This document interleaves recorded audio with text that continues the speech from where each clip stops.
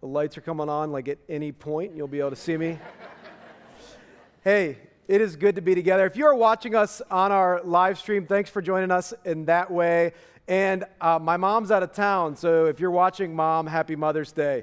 And of course, to my beautiful bride, happy Mother's Day to you as well. Happy Mother's Day to you moms out there. We're so grateful for all that you do. Listen, if you happen to be new to us this morning, I also just want to welcome you. Maybe you came because of your family members of somebody being dedicated, or maybe your mom just dragged you here this morning as her Mother's Day wish. Whatever it is, I'm glad that you're here. My name's Todd. Would love the chance to meet you. Well, listen, before I get into the sermon content this morning, one of the things I thought I could do is just read something that I wrote that kind of just gives all of you today my heart for all of you on Mother's Day. All right? Let me read this to you. Mother's Day is a great day to celebrate the moms in our lives. Moms, you've worked hard to plant the seeds of God's love and truth into the minds and hearts of your kids. Your kids are becoming and have become who they are because of the sacrifices you have made for them. In our culture, we put celebrities, athletes, and politicians on pedestals, but so often, the unsung heroes of our culture are moms in the trenches of everyday life, forming and shaping the next generation. Thank you for all the things that you do that we see and all the things that you do that we don't see. We celebrate you today. Now, Mother's Day is a day of joy, but it can also be a day that's filled with pain and difficulty. And I've talked to many already who are going through it. While many are celebrating, others are hurting because they long to be a mother, and it's not yet happened the way they planned. Some are reflecting on a miscarriage of a child they never had the opportunity to meet, but at the same time, resting in the truth that that child is home with Jesus. Some are mourning the loss of their mother, especially if you lost a mother even in this past year. Some did not have a great experience with a mom, and so this day doesn't resonate the same. It's kind of challenging. Others are remembering a brave decision to place their child into an adoptive family. Jillian and I are grateful for our youngest daughter's birth mom today. Other moms are thinking of a lot today about the child who is not there, maybe because of a severed relationship, or even worse, the death of a child. We acknowledge there are many challenges in this room today. And so on Mother's Day, together as a family, I want you to know that we celebrate with you and we sit with you in your pain. With confidence, we fix our eyes on Jesus today, the one who loved us, the one who taught us how to love, and the only one who will never fail us. Right? So happy Mother's Day. Can we just one more time thank our moms and everybody in our lives who've had an impact.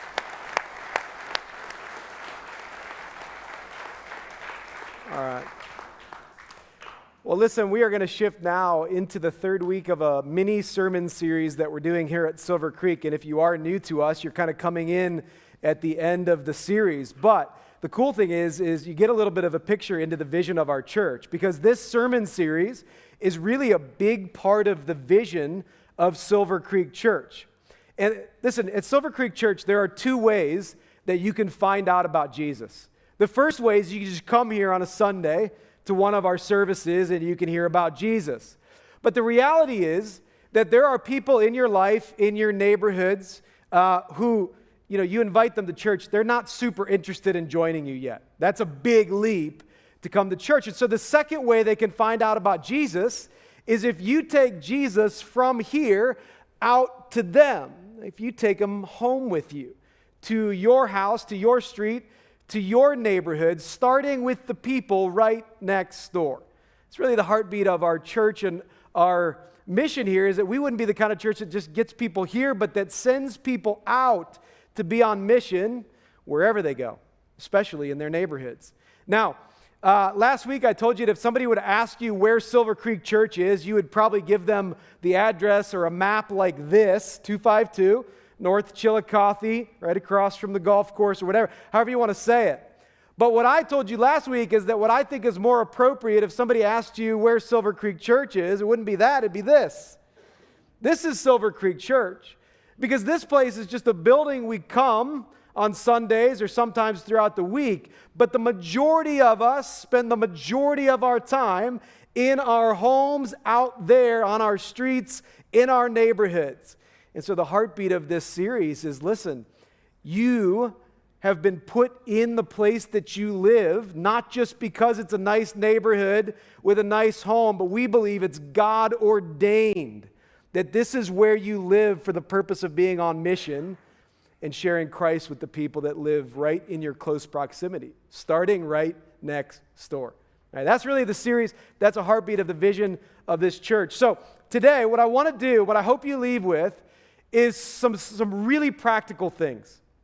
I want you to leave more equipped to start conversations with the people around you about Jesus. Simply that, okay? So it's going to start by taking a look at 1 Corinthians chapter 3. If you have your Bibles with you, you can open to 1 Corinthians chapter 3. It's going to be up on the screen in a minute. We also have these blue Bibles that are kind of scattered throughout. You could pick one up to follow along. And if you don't have a Bible, we would love to just have you take one of these with you today as you go. 1 Corinthians chapter 3, verses 5 to 9. This is part of a letter that Paul was writing to the church in Corinth. Here's what it says.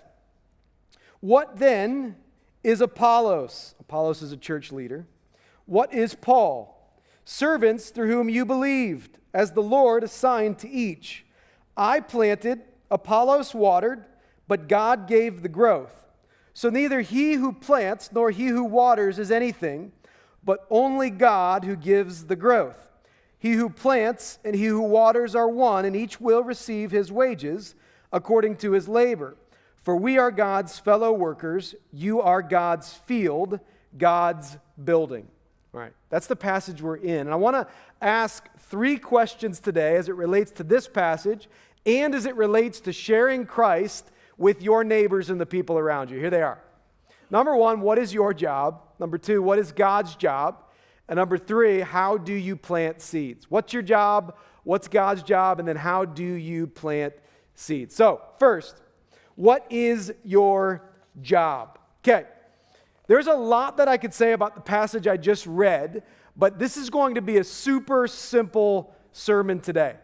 And I'm going to focus on a very simple analogy that is given and woven throughout these 6 verses or 5 verses. And here's the analogy.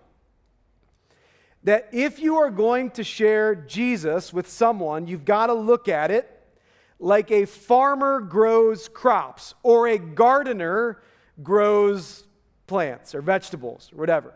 That's the analogy. Sharing Jesus is like a farmer or a gardener, okay?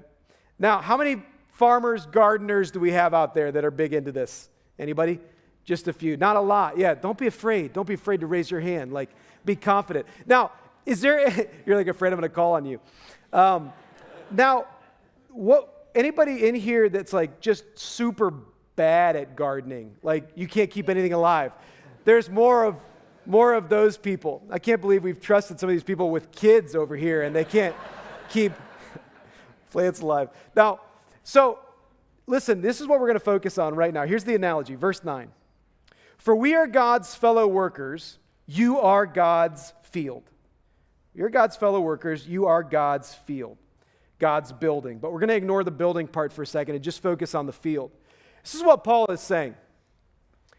If you are a follower of Christ today, you are a fellow worker in God's field, and you have something to do in that field. It's how we want you to see your neighborhood. When we put that neighborhood map, we want you to see each of your neighborhoods like this is God's field, and you have work to do in the field. Now, like a farmer or a gardener, their job is to cultivate the ground, make sure the soil is conducive for planting, plant the seeds, water them, and then step back and see what happens. Typically, things start popping up out of the ground, and that's a really good thing.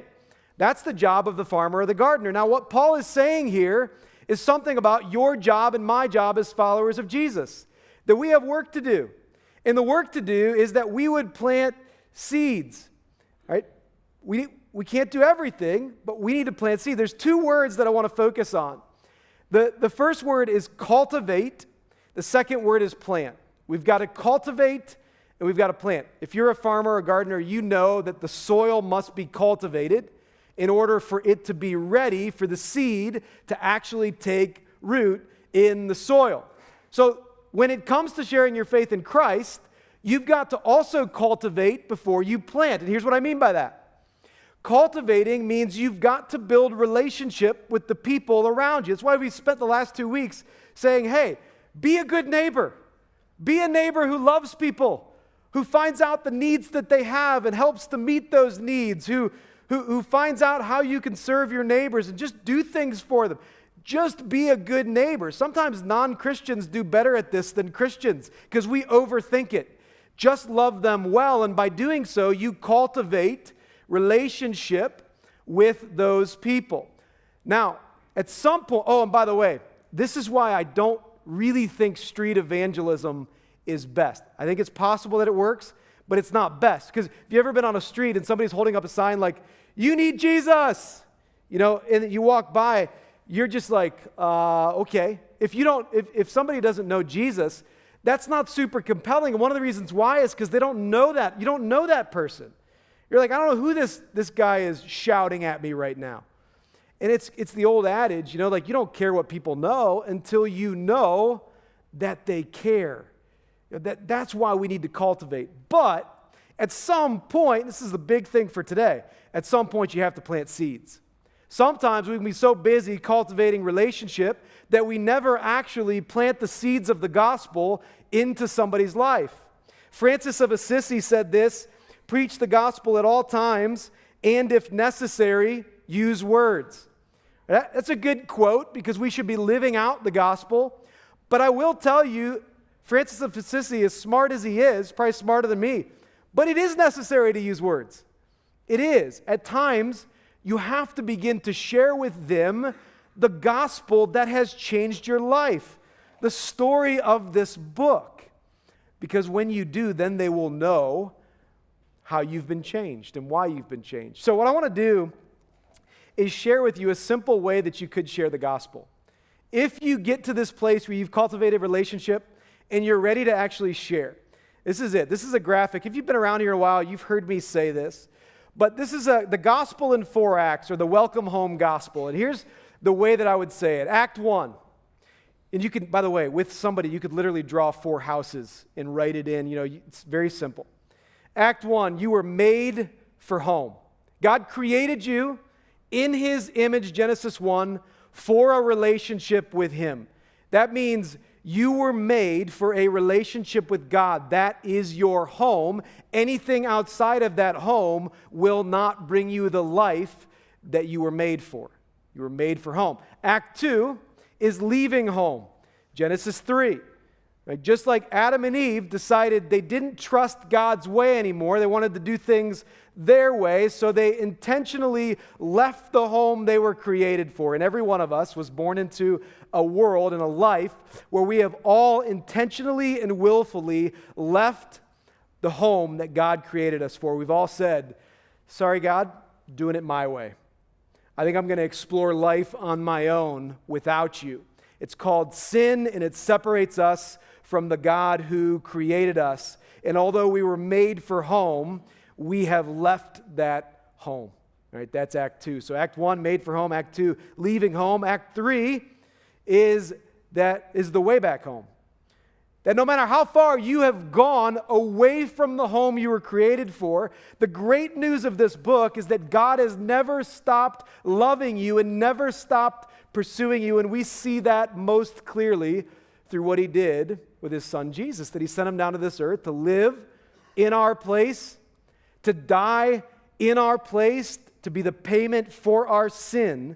And then He rose again so that if we would place our faith in Jesus, we would have a way finally to come back home to the God who made us. You see, Jesus is the way back home. It's not anything we can do. It's only what He's done. Act 1, made for home. Act 2, leaving home. Act 3, the way back home. And finally, Act 4 is life at home. The reason why a place like Silver Creek can be a really great place is because this is filled with people who are living life at home with God. And there's a marked difference in somebody who's living at home with God. There's peace. There's unity in that place. There's belonging. There's an identity that's not found in this world. And there's a hope that although this world sometimes is just hard to be a part of, that we have a home awaiting us with Jesus in heaven that will be finally the greatest home we could ever imagine, the one we were made for. It's the gospel in 4 acts. And I did it in just a couple minutes because I wanted to show you you don't have to go on and on with this, but that's every follower of Jesus, I think, needs to be able to share the simple gospel in 4 acts like that. And I think people will be willing to listen. Now, that leads me to the second question. We've said what is our job, but also what's God's job? Verses 6 and 7. Paul says, I planted, Apollos watered, but God gave the growth. So neither he who plants nor he who waters is anything, but God who gives the growth. All right, it says neither he who plants or waters is anything. And now what I want you to know is Paul's not saying that the people who plant seeds aren't important, because you have to plant the seeds. It is our job. But what he's saying here is that the person who plants the seeds does not have the power to actually affect the spiritual growth. Only God can do that. Only God can do that. That's his job. Our job is just to plant seeds. Now, to give you a little context for this passage, the reason Paul is saying the things he's saying is because the church in Corinth got really crazy about like their celebrity pastors. They were like, oh, Paul, he's amazing. And the other people were like, oh, Paul, I'm an Apollos guy. And Paul's like, stop talking about your pastors like they saved you, because they didn't. You know, and I got to tell you, like, same thing for me. You can thank me because I need affirmed sometimes, but I'm just throwing seeds out. Like, I didn't do anything. It's God that does all the work of transformation. As a follower of Jesus, our job is just to plant the seeds. Right? I want to show you a quick video of a sunflower seed being planted and then blooming in fast motion. Enjoy this. It's very peaceful.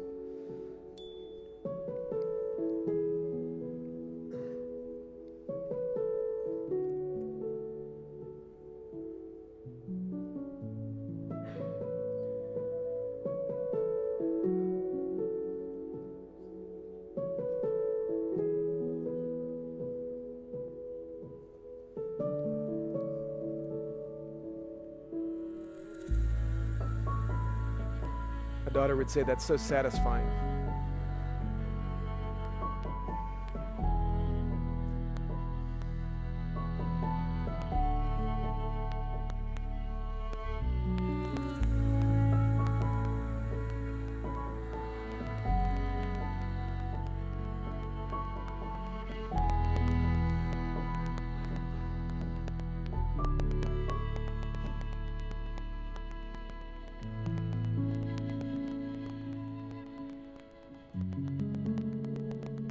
All right, very cool. Go ahead and shut that down. Now listen, this video is really cool. I don't know if you saw in the beginning, somebody just dug a little dirt with their hand, planted a seed, watered it. But my question is, what was the most amazing part about this video? It was obviously the flower just sprouting up and blooming into this beautiful sunflower. Now, what if I said, like, actually that was okay, but what I really loved is the way that guy planted the seed? Like, that was awesome. Did you see the guy's form when he planted the seed? He put it in.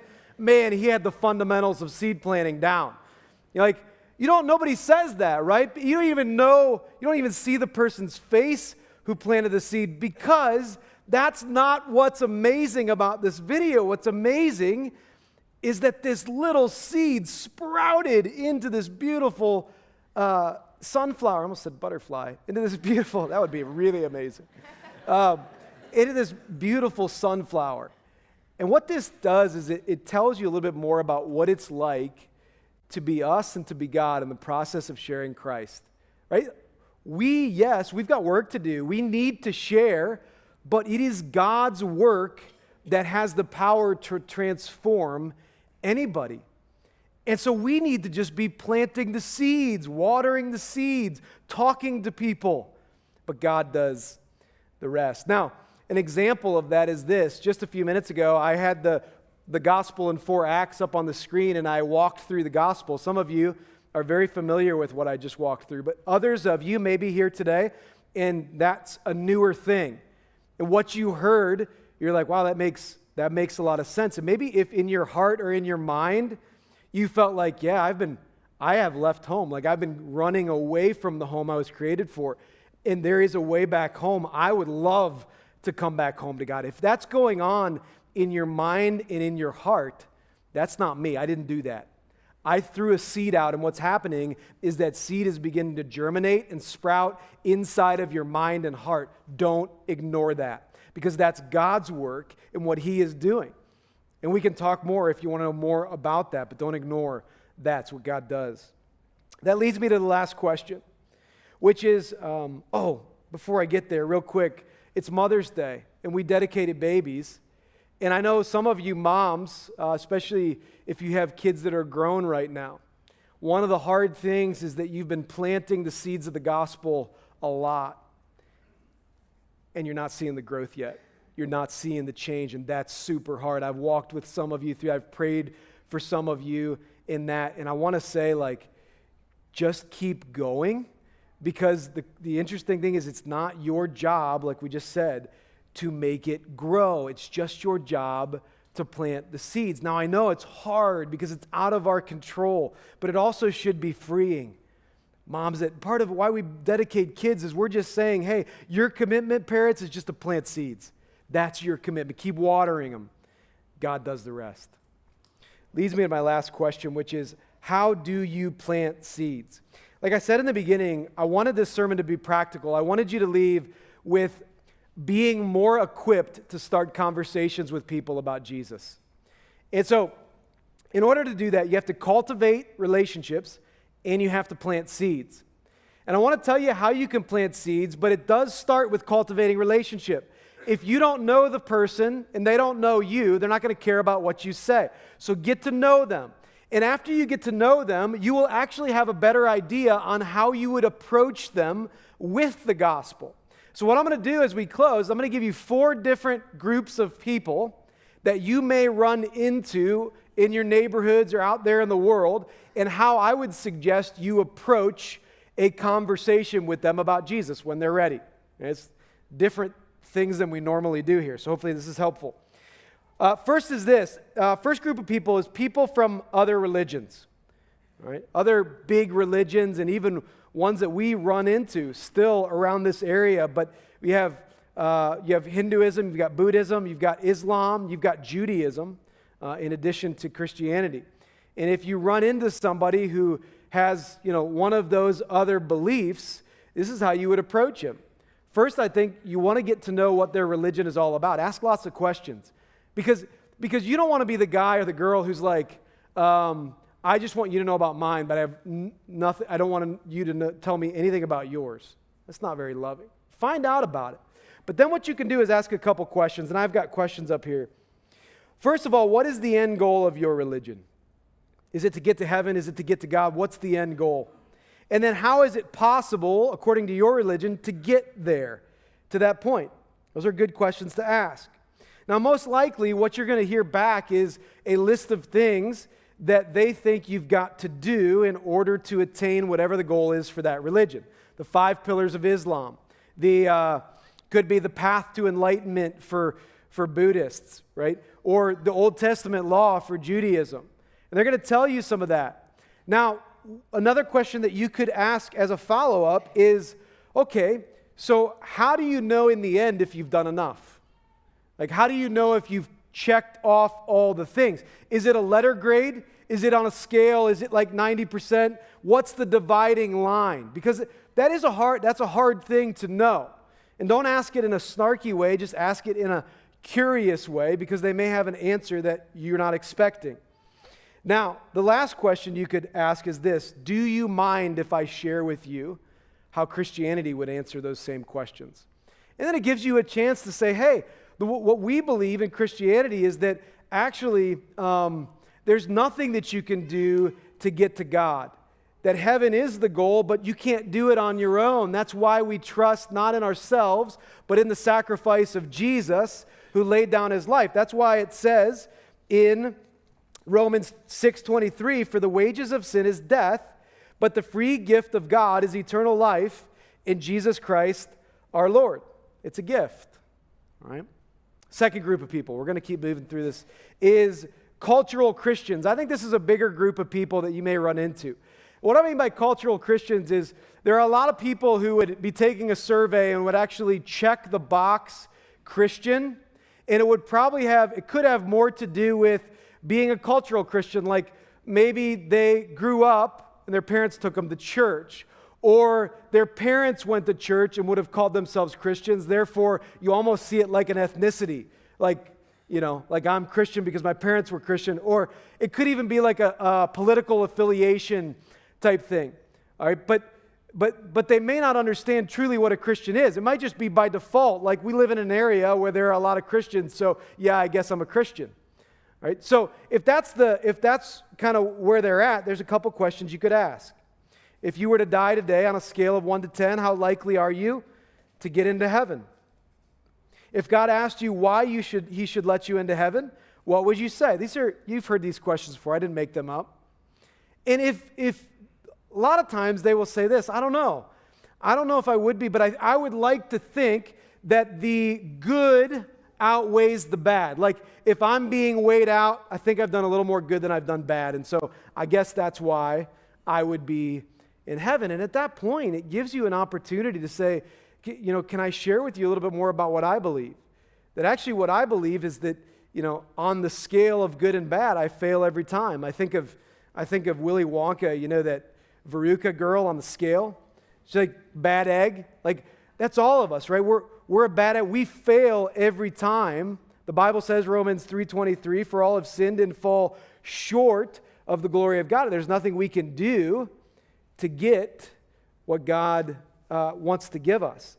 But then we can say, hey, it's all about what Jesus has done. 2 Corinthians 5:21, for our sake he made him, Jesus, to be sin, who knew no sin. He was perfect, but he took on our sin so that in him we might become the righteousness of God. What we believe is that Jesus took our sin and he gave us his righteousness. That's a gift that he gave us. And that's the only answer that I would give God on why I should get into heaven. All right? Okay, third group, undecided or agnostic. This is also a big group. And sometimes these people who are agnostic or undecided, they are spiritual people, but not religious people. Oftentimes they could have had even a hurt in the past in some church that they were in, and they really don't want anything to do with organized religion, and you need to be sensitive to that. But with those particular people, here's one of the ways you could approach them. They are not disinterested spiritually. And so you could say, hey, would you mind if I tell you how God has changed my life? And if you do that, a lot of times they'll be interested in hearing, and when they hear, it might even be compelling to them to begin to explore more about what you believe. If you want other good stories of transformation, you can Google I Am Second. If you ever looked at these videos, iamsecond.com, it has a whole bunch of short testimonial videos of people whose lives, some familiar faces, who've been transformed by Jesus. And a lot of times with undecided or agnostic, they're compelled by that. We're like, wow, I wish that could happen to me. And then it gives you a chance to walk through the gospel in 4 acts and tell them how it can be possible for them as well. Last group. Oh, one more thing about that. Some people who are undecided just don't want to answer the God question. They'd rather just ignore it and just kind of live the way they want to live. But I think it's loving for you and for me to actually ask them the question, hey, what if answering the God question had eternal implications? Like, what if there was a lot more at stake? Because Jesus himself actually said, for what does it profit a man to gain the whole world and forfeit his very soul? Like, what if your soul was on the line? Would that make a difference in you answering the God question? Last group of people would be atheists. Atheists are obviously people who don't believe in God, And what's important for you to know is atheists have faith as well. So atheists have a worldview. People who are undecided are like, I don't know. Atheists are much more sure of themselves. I know there is no God, and I'm going to live my life like that. And what happens with atheists is oftentimes they will say, science tells us that there is no God because the world, God didn't create the world. Science tells us how it started. This is the hard part, though, but science doesn't actually do that. Science is actually the study of how to know something. It's like the study of something that already is, and you figure out how it all works. That's what science is. Science can't explain something that isn't knowable. How did things start? Nobody knows that, and so science can't explain that. Therefore, it's just a theory for atheists, just as it's the same for us. We have a theory and a faith that we believe in, that God created the universe.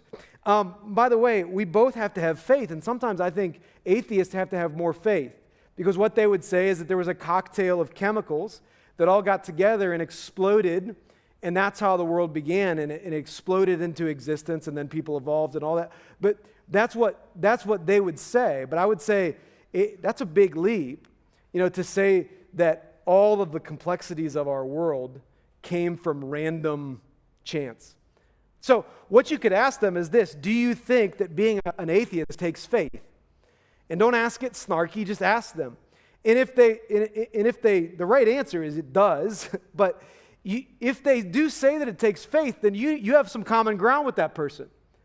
And now you can say, hey, both of us have faith. I've got faith in God. You've got faith that there is no God. Let's explore the implications of what that actually means for our lives. And then you get a chance to say, do you mind if I tell you a little bit more about why I believe and kind of what's at stake for my faith, if it's real, if it's true?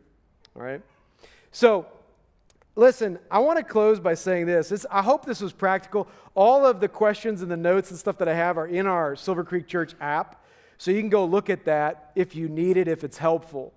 But I want to close by just reminding you, cultivate and plant. Cultivate relationships and plant seeds of the gospel. That's your job, and God does the rest. And I hope that we're the kind of church that every week when we leave here, we're not finishing our time with Jesus, we are just beginning it. We're sent out to begin starting these conversations, and that's our hope. So today, when you leave, you're going to be sent out with a pack of seeds, all right? And they're flower seeds, and on the front of it just has the passage of Scripture we were in today, and it says, plant seeds. Go plant those somewhere, and if you're one of those people that kills the plants, make sure you get some help taking care of those plants. But when you see those flowers start to sprout, remind yourself that it is you who plants, but it's God who does the heavy lifting. He's the one that transforms people's lives. And let it be a reminder to you that we all need to be planting the seeds of the gospel. As we close now, instead of closing with a song like we normally do, we're just going to close with a couple seconds of reflection. Would you reflect on somebody in your life? Maybe it's a neighbor that needs to hear the gospel. Maybe you've already cultivated a relationship with them, but you haven't yet planted seeds. Would you pray for them? And would you pray for yourself